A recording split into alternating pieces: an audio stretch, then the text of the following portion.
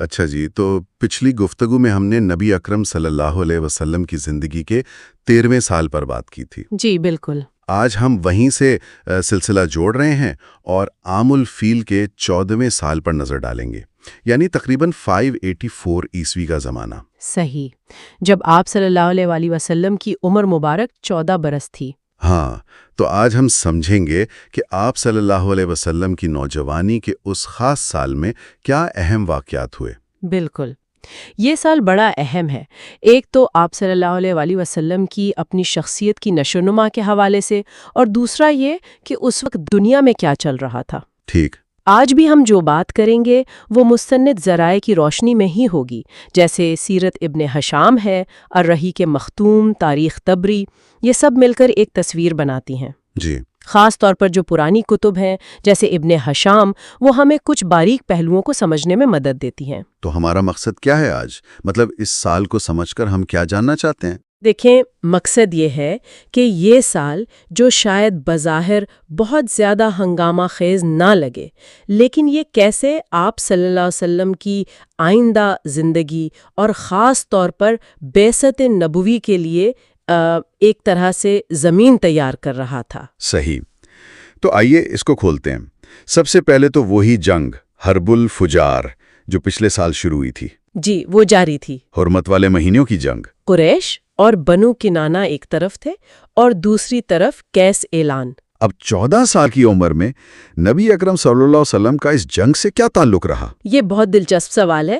زیادہ تر روایات یہی کہتی ہیں کہ آپ صلی اللہ علیہ وسلم نے خود براہ راست لڑائی میں حصہ نہیں لیا۔ اچھا۔ ایک تو عمر کم تھی اور دوسرا شاید یہ اللہ کی طرف سے ایک حفاظت بھی تھی کہ آپ صلی اللہ علیہ وسلم ان قبائلی جنگوں کے خون خرابے سے براہ راست محفوظ رہیں۔ لیکن کیا وہ وہاں موجود تھے؟ ہاں، کچھ روایات جیسے ابن ہشام میں اشارے ملتے ہیں کہ آپ اپنے چچاؤں کے ساتھ میدان جنگ میں موجود ہوتے تھے۔ اچھا۔ اور ان کی مدد کرتے تھے، جیسے انہیں تیر پکڑانا یا شاید پیچھے رہ کر کچھ دفاعی سامان وغیرہ کی دیکھ بھال کرنا۔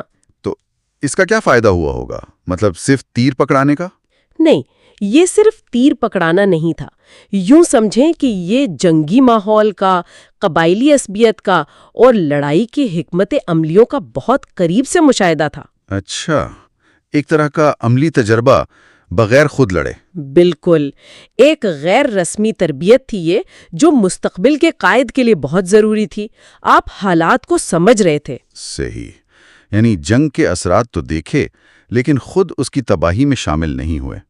یہ بات اہم ہے، خاص طور پر جب ہم دیکھتے ہیں کہ اسی ماحول میں آپ صلی اللہ علیہ وآلہ وسلم کی اپنی شخصیت کیسی تھی۔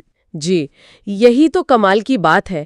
ایک طرف یہ قبائلی جنگیں، یہ ماحول، اور دوسری طرف آپ صلی اللہ علیہ وآلہ وسلم کی ذات مبارکہ، وہ ہر قسم کی جاہلانہ رسومات سے، خاص طور پر بت پرستی سے مکمل طور پر پاک تھے۔ 14 سال کی عمر تک تو الامین اور الصادق کے القاب بھی مشہور ہو چکے تھے، ہے نا؟ جی بالکل، اور یہ اس معاشرے میں کوئی چھوٹی بات نہیں تھی جہاں سچائی اور امانت کی بہت قدر تھی۔ تو وہ صرف اپنی ذات میں ہی ممتاز نہیں تھے؟ نہیں، وہ اپنے ارد گرد کے معاشرے کا بہت گہرائی سے مشاہدہ بھی کر رہے تھے۔ مکہ کیسے چلتا ہے، تجارت کیسے ہوتی ہے، قبیلوں کا نظام کیا ہے، سماجی اونچ نیچ، یہ سب چیزیں آپ صلی اللہ علیہ وسلم سمجھ رہے تھے۔ اس سے معاشرے کی نفس پر ہاتھ رکھنے میں مدد ملی ہوگی۔ یقیناً، یہ مشاہدہ آگے چل کر بہت کام آیا۔ اور اس پورے عرصے میں چچا ابو طالب کی سرپرستی کیسی رہی؟ وہ تو ساتھ ہی تھے۔ جی، وہ تو مستقل تھی۔ ابو طالب کی محبت اور ان کا تحفظ وہ آپ صلی اللہ علیہ وسلم کے ساتھ تھا۔ اور وہ کام کاج میں بھی حصہ لیتے تھے، جیسے پچھلے سال ہم نے ذکر کیا تھا بکریاں چرانے کا۔ ہاں، وہ سلسلہ جاری تھا۔ بکریاں چرانا آپ کو فطرت کے قریب رکھتا تھا، غور و فکر کا موقع دیتا تھا اور ذمہ داری کا احساس پیدا کرتا تھا۔ صحیح۔ اور کبھی کبھی چچا کے ساتھ تجارتی کاموں میں بھی مدد کر دیتے تھے، جس سے عملی دنیا کا تجربہ بھی مل رہا تھا۔ یہ صرف مالی کفالت نہیں تھی، یہ کردار سازی تھی۔ ٹھیک ہے۔ اچھا، یہ تو ہوئی مکے کی بات۔ اگر ہم تھوڑا سا باہر دیکھیں، عالمی سطح پر اس وقت دنیا میں کیا ہو رہا تھا؟ خاص کر عرب کے جو پڑوسی تھے، بڑی طاقتیں۔ ہاں، یہ جاننا بھی ضروری ہے کیونکہ عرب الگ تھلگ نہیں تھا۔ تو دیکھیں قریب میں 2 بڑی سپر پاورز تھیں، بیزنطینی سلطنت یعنی مشرقی روم اور ساسانی سلطنت یعنی فارس۔ جی، اور وہ دونوں ایک بہت لمبی اور تھکا دینے والی جنگ میں مصروف تھیں۔ یہ جنگ 572 عیسوی سے چل رہی تھی۔ کافی عرصے سے۔ جی، شام، عراق، ارمینیا، ان علاقوں میں لڑائیاں ہو رہی تھیں، اور اس کا نتیجہ یہ نکل رہا تھا کہ دونوں سلطنتیں معاشی طور پر بھی کمزور ہو رہی تھیں اور فوجی طور پر بھی ان پر دباؤ بڑھ رہا تھا۔ تو اس کا عرب پر کیا اثر پڑ رہا تھا؟ اس کا اثر یہ تھا کہ عرب کے شمال میں جو ان سلطنتوں کا اثر و رسوخ تھا وہ کمزور پڑ رہا تھا۔ ایک طرح کا طاقت کا خلاصہ بننے کا امکان پیدا ہو رہا تھا۔ شاید تجارتی راستے بھی متاثر ہو رہے ہوں۔ اچھا، اور مشرق میں کیا صورتحال تھی؟ چین کا ذکر بھی آتا ہے۔ ہاں، مشرق بعید میں صورتحال بالکل مختلف تھی۔ وہاں چین میں 581 میں ایک نیا خاندان، سوئی خاندان، حکومت میں آیا تھا، اور وہ چین کو متحد کر رہا تھا، مضبوط بنا رہا تھا۔ یہ عرب کی قبائلی تقسیم اور لڑائیوں کے بالکل برعکس تھا۔ وہاں ایک مرکزی قوت ابھر رہی تھی۔ تو یہ بڑا دلچسپ تضاد ہے، ایک طرف پرانی طاقتیں کمزور ہو رہی ہیں، دوسری طرف نئی طاقت بن رہی ہے۔ بالکل۔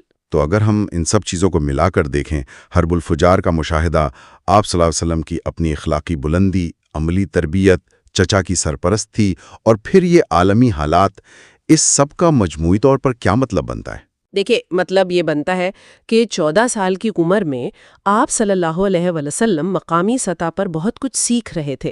قیادت کیسے ہوتی ہے، تنازعات کیسے ہوتے ہیں، انسانی کردار کیا ہے۔ جی، اور ساتھ ہی عالمی سطح پر وہ حالات بن رہے تھے جو ایک نئی بہت بڑی روحانی اور تہذیبی تبدیلی کے لیے راستہ بنا رہے تھے۔ یعنی پرانی طاقتوں کا زوال۔ ہاں، ان کا زوال، عرب کی اپنی اندرونی حالت، یہ سب چیزیں جیسا کہ ہمارے ذرائع بتاتے ہیں، ابن ہشام ہوں یا رحیق المختوم، یہ سب نادانستہ طور پر نبی آخر الزماں صلی اللہ علیہ وسلم کی بعثت اور اسلام کے آفاقی پیغام کے لیے جیسے سٹیج تیار کر رہی تھی۔ گویا ایک بڑے عالمی انقلاب کا خاموش دیباچہ لکھا جا رہا تھا۔ بالکل، آپ یہ کہہ سکتے ہیں۔ واقعی یہ بہت گہری باتیں ہیں، اور اگر آپ کو یہ گفتگو، یہ انداز پسند آ رہا ہے اور آپ سیرت کے ان پہلوؤں کو اسی طرح گہرائی میں جاننا چاہتے ہیں تو ہمارے چینل کو ضرور سبسکرائب کریں۔ جی ہاں، اور اس ویڈیو کو لائک کرنا بھی نہ بھولیے گا، اور ہمیں یہ بھی بتائیے گا کہ آپ کی کیا رائے ہے اس سال کے واقعات کے اہمیت پر۔ کامنٹس میں اپنی رائے ضرور دیں۔ بالکل، اور آخر میں بس ایک نقطے پر غور کرنے کی دعوت دوں گی جی، کہ تاریخ اکثر ایسے ہی بنتی ہے۔ ایک طرف ایک نوجوان کی خاموش تربیت اور کردار سازی ہو رہی ہوتی ہے، اس کی دیانت، اس کی سمجھ بوجھ بڑھ رہی ہوتی ہے، اور دوسری طرف دنیا کی بڑی طاقتیں اپنے ہی مسائل میں الجھی ہوتی ہیں، کمزور ہو رہی ہوتی ہیں۔ کیسے یہ دونوں چیزیں، ایک فرد کا کردار اور عالمی حالات، آگے چل کر آپس میں ملتی ہیں اور تاریخ کا دھارا بدل دیتی ہیں، یہ ہمیشہ سوچنے والی بات ہے۔